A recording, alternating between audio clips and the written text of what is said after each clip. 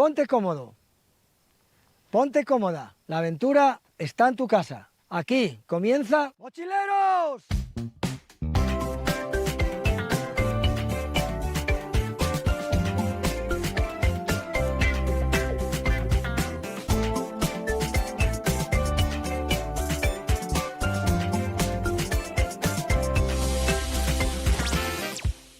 En este capítulo que ahora comenzamos vamos a recorrer una ruta que un paisano que muchas veces mencionamos, allí en las postrimerías del siglo XVIII, Jovellanos, en su ruta entre la Corte y su terruño, pasó por aquí. El Camín Real de la Mesa entra en Asturias desde la Babia a través del puerto de la Mesa, que ahí da nombre, y acaba siguiendo los cordales en Grau. Pues nosotros hoy en Mochileros vamos a hacer una parte de ese recorrido, entre la Corredoria y el Poblín de Llodos. El Camín Real de la Mesa y la continuación de una vía mucho más importante y más conocida, que era la Vía de la Plata, la Senda de la Plata, que sigue hoy transitándose como Camino de Santiago. Y entra, siguiendo los cordales por lo alto, entra el Puerto de la Mesa, está al lado de la Farrapona, porque si os digo que el Puerto de la Mesa está al lado del Alto de la Farrapona, entonces ya seguro que os ubicáis mejor. Y hacia el corazón de la región. Y abajo ya tiraban diferentes direcciones. Había tres núcleos importantes habitados en Asturias. Flavio Navia, lo que hoy conocemos como Pravia. El Lucus Astúrica, que hoy conocemos como Luga Llanera, y el Oppidum Noega, Xixón, que eran centros habitados importantes en la época romana. Si miramos un mapa de Asturias, vamos a ver que el Puerto de la Mesa está en la vertical de la desembocadura del Nalón. A vuelo de pájaro son 56 kilómetros. Que eso, nada, en coche a 80 kilómetros por hora son 40 y pico minutos. Pero la realidad es mucho más dura que eso. La realidad es que son 80 y pico kilómetros y por carreteras asturianas. O sea que ponemos en 1 hora y 40. Sé que algún gallo fue hacerlo menos, pero a que nos avise para no estar nosotros en la carretera en ese momento.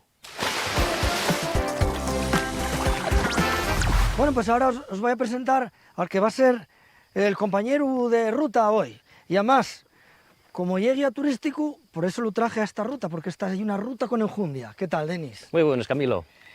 Bueno, hoy no te queixarás porque traigote a un sitio que vamos a poder hablar de historia, de etnografía, de gastronomía, que eso préstanos a todos, sobre todo a esta gente, y de muchas más cosas. ¿Tú conocías este sitio? No, no lo conocía, tenía mucha gana, porque parte de los vecinos ahí en Pruvia son vaqueros, venían de Babia, y algunos seguían esta ruta, pero la mayor parte ya viven para Llanera. Pero una parte de ellos sí. Bueno, pues nosotros ahora vamos a hacerla en sentido contrario. En concreto, estos de esta zona tiraban hasta Torrestío.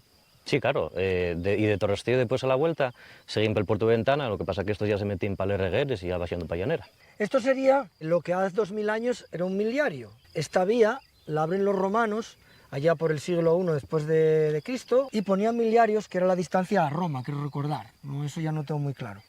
Bueno, pues este es un miliario que está todo sobao por les vaques, de venir a rascarse, está todo sobao por aquí, ¿no lo veis? Que está más oscuro, y que vienen les vaques así a rascar la culera, para desparasitar. Y esta marca, el sitio donde estamos, Corredoria y camín ancho, buen camín. Y por aquí pues supone que pasaba un buen camín, y era el que desearon los romanos. Y si nos vamos por ahí para la izquierda, siguiendo ya la carretera, ya no el camín, llegaremos hasta San Martín de Ondes. Que yo en San Martín de Ondes, hablando de gastronomía, ahí tengo comido yo un corzo y un xabaril en casa de una amiga mía de Aida, que los padres faen un corzo y un xabaril que funde el misterio. Uf, ¿Tarato ve ahí? No lo sé. Habrá que llamarla. Igual no íbamos para Grau y tirábamos para allá, ¿eh? Sí, ¿eh? Mira lo que tienen, ¿viste lo que tienen colgando en el cuello? Y para el cercado virtual. Calla. O sea, el pastor en el móvil tiene una aplicación que dice dónde está la vaca, tío. Y dónde estuvo. Y aparte de eso, tú fíjate qué aparato, ¿eh? Estoy ahí más de más, sí. Sí, ¿qué lleva? ¿Una placa solar? Eso y una placa solar. Claro, para la batería. Para la batería. En la pantallina del móvil, ¿eh? Está ahí el mapa y así con el dedo traza un círculo y un cercado virtual. O sea, esa línea va a marcar, de ahí no pueden pasar. Y debe ser como el del coche, cuando no tienes el cinturón puesto. Empieza a emitir un pitidín cada vez más intenso.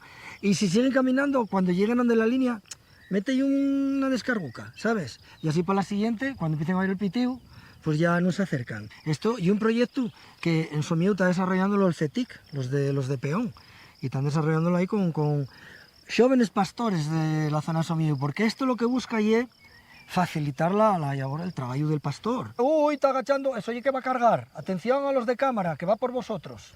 Cago en manto, Camilo. Yo pensaba que el futuro iba a ser coches voladores y al final tenemos yoqueros futuristas. Sí, eso oye el futuro. Esta debe ser la venta, tío. Y era el chigre. Pues, claro, el chigre.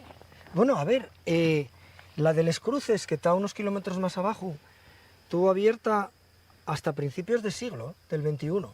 San Lorenzo en bicicleta con Jorge, un rapaz de Infiesto, subimos hasta la mesa y después con Miguel hicimos San Lorenzo Cueiro, más o menos, que está unos kilómetros más arriba.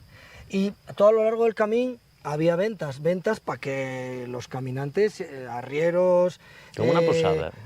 Era una posada, una venta era una posada, muy sencilla, muy sencilla. Y una de estas ventas a los José Xovellanos, que además decía que eran infames. Sí, bueno, yo recuerdo también de ir a algunos escritos de xovellanos, de una venta ahí por Puerto Payares, que también, tanto lleno de chinches y de pulgues y demás. En muchas de ellas los animales y los hombres dormían en el mismo sitio, ¿sabes? Compartían espacios comunes, porque aquí alojábanse los paisanos, les paisanes, les burros, les mules y los caballos también. Ya os dije antes que aquí Denis, de guía turístico, tú descubriste que un día que hay otra forma de hablar de cultura a la xente. Sí, exactamente, porque, a ver, las visitas que nosotros ofrecemos son visitas a las que para apuntarse tanto turista como público local, porque yo tenía la foguín de que la gente de aquí pues tiene derecho a conocer un poco el entorno, que muchas veces pecamos de eso, de ignorancia de lo propio. Y una cosa que también falaba Xovellanos, que muchas veces un puede ser extranjero en su propia tierra porque no se preocupa por conocerla. Y lo que no se conoce, pues no se valora. Bueno, pues hoy entre Denis y yo vamos a ver si aportamos un poquillín más así bagaje cultural y conocéis un poco mejor la tierra en la que vivimos, todos y toes. ¿Tiramos? Vamos. Aquí tenemos un árbol que no es fácil de ver. Estos últimos años los tengo vistos en jardines y parques, pero esta es la primera vez que veo uno tan grande. Esto es una chamera o el olmo. Los olmos se extinguieron prácticamente todos ellos allá por los 80, ¿no? Sí, a cuenta de la 40 años. grafiosis. Por la grafiosis, una enfermedad que los mató todos. Mirad cómo son las folles de los chameres, ¿eh? Claro, el tema de que en áreas urbanas todavía hay que saber, pero les llameres siberianes, que crecieronse precisamente porque aquí dejaron de existirles del país y usase mucho para jardinos y demás. Y esta, por el porte que tiene y por el grosor del tronco, igual nació de cuando murieron Guapamente. los otros. Este puede tener 30 o 40 años. Qué guapa ahí. Esta chamera, y qué guapa, qué guapa. Aquí tenemos dos flores que florecen prácticamente todo el año. La Verónica, que allí está azulina, les margaritines, todo el mundo conoce les margaritines, ¿no? Me cachis en 10. Y la búgula, aquí tenemos una búgula piramidal. Lo de los colores es muy interesante, porque las flores no tienen los colores porque sí, son colores que resultan. Eso está claro. Y la evolución va un poquitín escogiendo, ¿no? El morado, el azul y el blanco, o sea, hay muchas flores con esos colores. Tú si vas a una guía de flores que te clasificada por colores, me cachis, cuando llegues al azul, vaya, hay unos cuantos. Pero el color más abundante, obviamente, y el verde. ¿Y por qué y el verde? ¿Por qué los árboles y la hierba tienen follas de color verde? No es porque alguien decidiera un buen día pintarles de verde, no. Y es porque el verde y el color que más radiación absorbe. Anda. De todos los que reflejan, o sea, porque los colores al fin y al cabo, y la radiación que no absorbe es lo que se refleja, ¿no? Se refleja el color verde. Porque la planta absorbe más radiación con color verde que con color azul o blanco, que lo refleja todo, o colorado. Una orquídea silvestre de las que tenemos por Asturias. O sea, en la cordillera hay montones de variedades. Donde hay humedad, salen. Esto y un bulbo que hay en el suelo, que está por ahí metido. Pues ya os animo a que busquéis una guía, jolín, y os enteréis de la riqueza de flora y fauna que tenemos en Asturias. La botella de sidra, ¿de qué color es? ¿Ves? Verde. Daste cuenta. ¿Ves? Los que hicieron la botella verde no eran tontos. No. ¿Sabéis lo que facín? Y es ciencia pura y dura. Bueno, aquí encontramos a... Vosotros sois pastores, vaqueros, vaqueira, vaquero... Sí, ganaderos. Sí. ¿Qué vaca, qué raza tenéis? Asturiana de los Valles. Hostia, ¿y cuántas tenéis? Tiene ella, porque yo ya estoy jubilado. ¿Cuántas tienes? Nunca dan muchas sobre... Nah, yo creo que ahora con las pequeñas que andarán Sí. por las 70 o por ahí. Bueno. Solemos tenerlas para abajo, a no ser que venga buen invierno como este, entonces quedan unas pocas por aquí y subimos a cebadas aquí fuera. Oye, y estos calores así en estas fechas de primaverales, que ya para que se nos llegó el verano, Bueno, ¿les va que sufren esto y os presta? hombre, sufrir como nosotros, lo que pasa es que las vacas pues buscan sus sombras y buscan su sitio donde estar. Esto puede ser una cagada, o sea, podría ser la de un perro, pero como tiene pelo, no es que yo tengo pelo, Sí, suelen ser de yobu. Mira esta gente que nos dijo que tenía ganado por aquí, pero, y más sobre todo los yates y tal, pero los yobos a veces nunca hacen donde viven, van a cazar, tontos no son, entonces nunca hacen donde tienen ellos la madriguera, para no llamar la atención. claro. Tú ya es de Xixón, pero viviste de Guaje, viviste para allá, para Berín, por Orense, ¿no? Sí, yo nací en Xixón, pero al poco de nacer ya me llevaron para allá. Mis padres trabajaban en Portugal, todos vivimos ahí en la frontera. Y lo de vivir en la frontera, lo de la vida en la frontera, que sé y tal. Las fronteras al final son muy permeables, ¿no? Sí, mesmamente ya no por las historias de contrabando que pueden contarte, yo creo que todos los paisanos viejos de Perí, sino mesmamente a la hora de falar. El gallego de Berín y del sur de Ourense es prácticamente igual que el portugués que se fa en el norte de Portugal, y viceversa, el portugués del norte de Portugal y muy parecido al gallego. Pero eso ocurre también con el lleonés, asturionés, que se fala en zonas como Ancares, bueno, el norte de Lleón en general. El asturiano asturionés tiene continuación más allá del puerto y claro, al fin y al cabo la gente que hacía la transhumancia hasta Bavia, hasta Chaciana y otros baños de para allá, al final son espacios de concurrencia. Entonces el dialecto del asturionés y el mismo, de Bavia que de Somiedu que otras zonas, y lo que se llama el pachuezo. Y curiosamente la gente de Prurbia, como tenía siempre casa en Torrostío, curiosamente en el pueblo de Torrostío y el único sitio donde se fala el dialecto central del asturionés en esa zona, porque ya es lo que llevaban del centro de Asturias para allá. Curioso. Para que veáis que la calzada no solamente la usamos nosotros. Este caracol, prove está ahí parado porque arrancó al amanecer de la sombra y contaba con que daba tiempo a pasar a cruzar.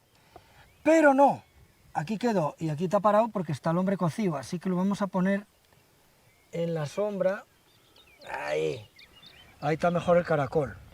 En esta parte vemos grandes bloques de piedra. Esto tiene más pinta de calzada, pero en realidad la calzada romana no era terminada así, con bloques de piedra. No, encima de ellos echaban más capes. Bueno, pues aparte de los calzaes, ¿qué fixeron los romanos por nosotros? Bueno, los acueductos. Bueno, pues aparte de los calzaes y los acueductos, ¿qué fixeron los romanos por nosotros? A ver, el alcantarillado. Bueno, pues aparte de los calzaes, los acueductos y el alcantarillado, ¿qué fixeron los romanos por nosotros? La lengua, Cago que en estamos hablando un latín evolucionado.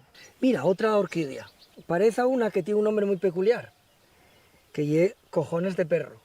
Coima. Sí, a ver, este es el nombre que pone el libro, ¿eh? Un libro que lleva joyas de la flora asturiana y pone una que se parece a esta y la llama collones de perro.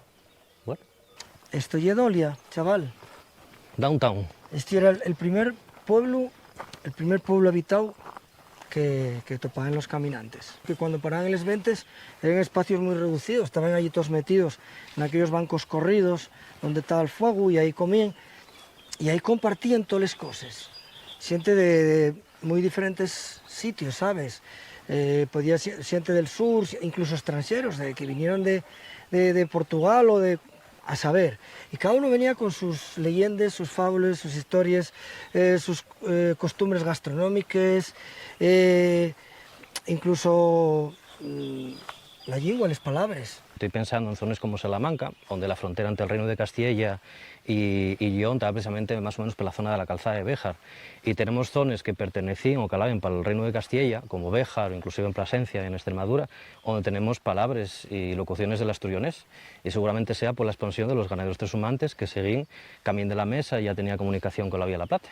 Bueno, aquí ya venían de pagar el peaje, ¿eh? Que nosotros quejámonos en el siglo XXI de los peajes, pero los peajes ya existían. Ahí para atrás hay una sierra que se llama la Sierra La Barrera, que está de Coiro para acá, o la Sierra Alconto, y dicen que allí porque ahí había barrera y había que apuchinar y soltarles perres para cruzar el puerto. Claro, esto era una autovía Claro, en aquella época. esto de cobrar un nuevo, ¿eh? No. Bueno, dejaronlo los romanos. Mira tú, alguna cosa mala tenían que dejar. Sí. A lo largo del camino podemos encontrar señales como estas. Esta allí del 109, el GR 109, y una ruta marcada que atraviesa Asturias y el camino interior de Asturias, que atraviesa Asturias de este a oeste. Y nosotros vamos siguiendo el GR, la gran ruta, el gran recorrido 101, que es el camino de la Mesa. Se supone que estos GRs o PRs están marcados. En esa peña de ahí hubo un castillo. Castillo de Dolia, sí. Claro, el camino por donde pasaba, por aquí, pues el castillo estaba ahí para controlar el paso del castillo. Y ahí enfrente, en aquella sierra enfrente donde están los molinos de viento, ahí había otro castillo, al otro lado del valle. Aquí tenemos Belmonte, el Valle del Monte, está aquí abajo. Belmonte quiere decir Monte Guapo, Monte Bello. Belmonte, Grao, aquí, y el camino bien de Teberga, para atrás. Estos son tiros. Vamos a llevar un tiro, Camilo. No sé yo. Tú vas muy de verde, ¿eh? Tengo mucho miedo. Yo voy de camisina a cuadros, yo a lo mejor doy el pego, pero tú vas a parecer una fiera corrupia de este escalzar del monte. Igual me confunden con un robeco, un melandro. Dijiste que tuviste 13 años en Galicia. Sí. ¿Y después ya vinisteis para aquí, para Asturias? No, porque mis padres, bueno, siguieron buscándose la vida, fueron para Madrid y ahí también viví unos años. Ah, ¿fuiste para Madrid también? Sí, fiu, sí. Ahí encontré el amor, conocí a la moza que tengo ahora y, bueno, engañéla y tríximelo para acá. Ah, bueno, pero es que aquí se está muy bien. Sí, también es verdad. Y que ahí hacía mucho calor. Y aunque la vida fuera un poco más fácil, y es verdad que aquí había más calidad de vida. La familia tenía la acá, entonces yo siempre tengo mucho contacto con la cultura asturiana y con Asturias. Entonces, de alguna manera, siempre fue una cosa que estaba cerca, aunque tuviera yoña. Entonces, claro, eso siempre tengo muy presente en casa. Hoy, para ser primavera, hoy está apretando el sol. Sí, está calentuzo. De lo lindo, ¿eh? Su madre.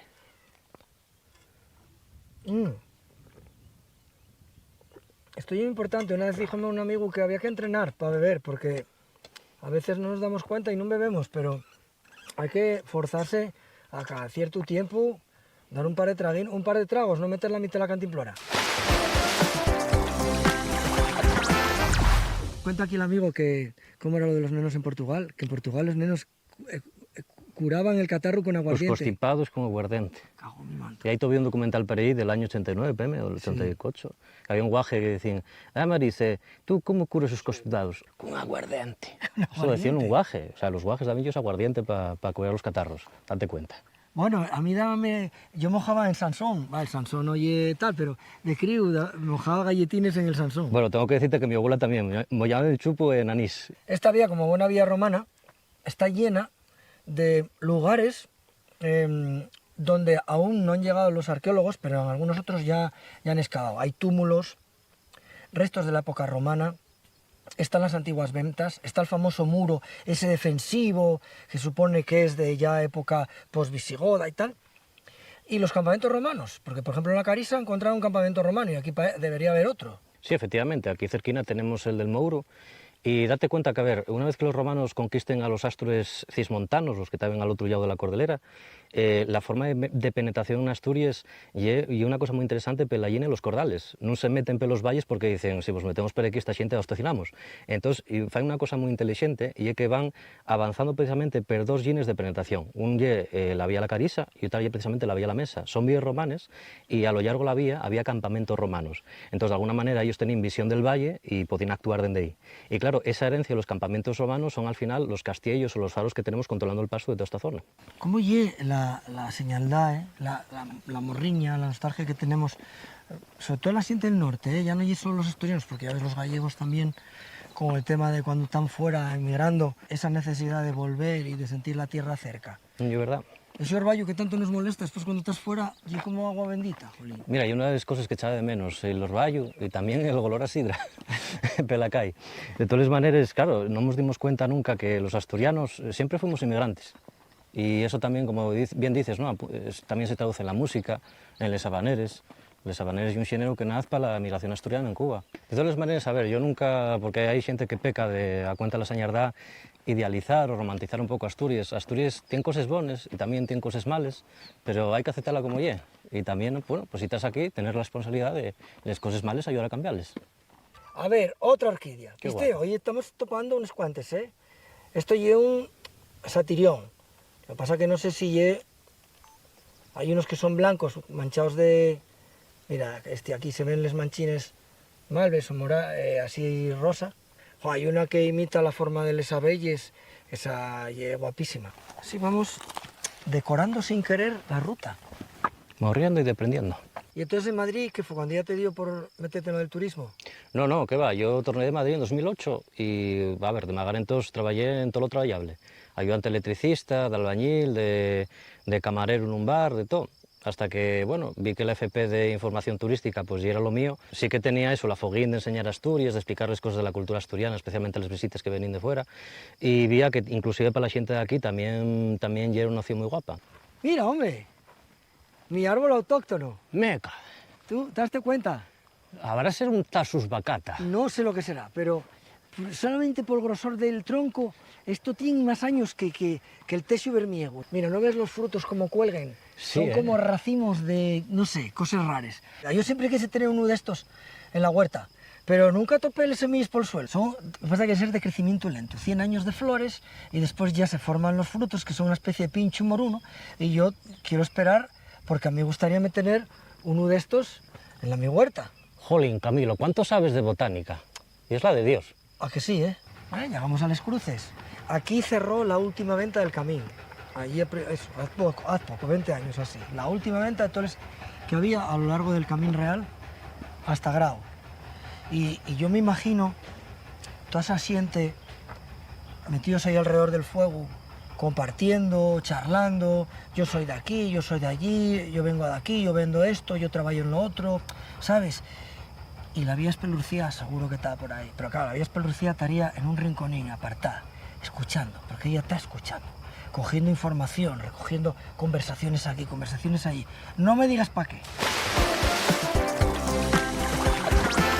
Mira, este es el momento de oro del programa. Bueno, ahora tú y yo vamos a hacer como hacían los caminantes, viajeros y andantes de aquella época, que cuando el sol estaba en lo más alto buscaban una sombra, un lugarín así a falladizo. Pues mira, traíamos una empanada. ¿Esta de qué lleva? Mira, este lleva concretamente de la Esconxurada. ¡Wow!